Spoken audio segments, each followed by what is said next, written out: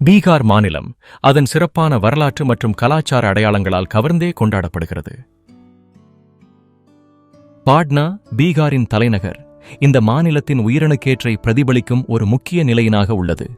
இங்கு உள்ள புவியியல் மற்றும் ஆட்படையே இல்லாமல் நகரின் மக்களின் உறவு பாரம்பரியம் மற்றும் வணக்கத்துக்கு உரிய இடங்களும் காணப்படுகின்றன. புத்தகயா இது புத்தரின் பிறந்த இடமாக புகழ்பெற்றது. இங்கு அமைந்துள்ள மகாபோதி கோயில் யுனெஸ்கோ உலக பாரம்பரிய தளமாகவும் அமைந்திருக்கிறது. இதன் அருகிலுள்ள நாலாந்தா புத்தர் காலத்தில் உலகின் முதன்மை பல்கலைக்கழகமாக இருந்தது. இதனைச் சுற்றியுள்ள அழகான காட்சிகள் மண்பாண்டத்தின் உணர்வை வழங்குகின்றன. மேலும் ராஜ்கிர் புத்தர் தியானம் செய்த இடமாகவும் வைசாலி மகாவீரர் பிறந்த இடமாகவும் அறியப்படுகிறது. கை மற்றும் முங்கேர் புனித யாத்திரை தலங்களாக விளங்குகின்றன. இங்குள்ள இயற்கை அழகு மற்றும் பாரம்பரிய கலைகள் பீகாரின் அடையாளங்களை இன்னும் அழகுமாக காண்பிக்கும். பீகாரின் தொழில்களில் வேளாண்மை மற்றும் துணி உற்பத்தி கண்டிப்பாக புகழ் பெறுவது குறிப்பிடத்தக்கது.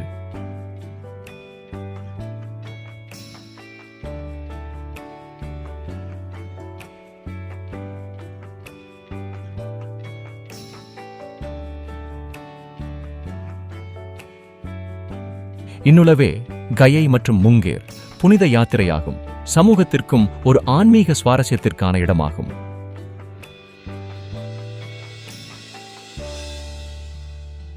பீகாரின் ஆலோசனை மலையாகியுள்ள துத்லா பவானி நீரோடை 700 மீட்டர் உயரத்திலிருந்து குதிக்கும் யானை கொண்ட அழகு இங்கே வருகை தரும் அனைத்து யாத்ரீகர்களின் கண்ணுக்கு விருந்தளிக்கிறது.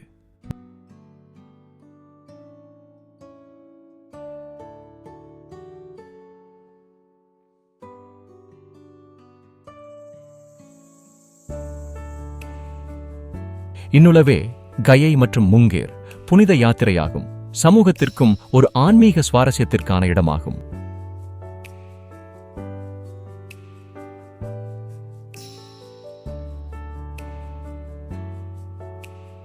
புத்த மதத்தின் தலைமையிடம் புத்தகயா அதன் ஒவ்வொரு 3 நாளும் ஞானம் பெறும் முன் இளவரசரின் தியான அனுபவங்களால் அலைந்து கொண்டிருந்த போதில் மனதை தூய்மை செய்யும் ஒரு அனுபவமாக மாறியது.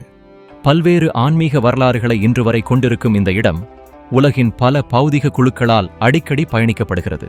புத்த சித்தார்த்தனின் உள்ளார்ந்த அனுபவத்தை அனுபவிக்க மடங்கள் மற்றும் கோவில்கள் சூழப்பட்டுள்ள புத்தகயா ஆண்டு முழுவதும் பரபரப்பாக இருக்கும். ஆசியாவின் பல்வேறு நாடுகளான ஜப்பான், சீனாவுடன் இந்தியாவின் மத்திய இடமாக மாறி ஏராளமான யாத்ரீகர்கள் இங்கு வந்து போகின்றனர். இங்கு அமைந்துள்ள போதி மரத்துக்கான அஞ்சலியோடு பரந்த அனுபவங்கள் கட்டிக்கொடியுள்ளன. புத்தரின் ஞானம் பெறும் நாளை புகழும் புத்த பூர்ணிமா கொண்டாட்டமானது உலகம் முழுவதும் உள்ள சாதனையாளர்களுக்கு ஸ்பிரிச்சுவாலிட்டியை சாற்றுகின்றது. இந்த இசை மற்றும் மகிழ்வுடன் கூடிய விழா முப்பரிமாண அனுபவமாக மாறி புத்த கயாவின் அதிசயங்களை இனிமையே பார்க்கும் திருப்தியை அளிக்கிறது.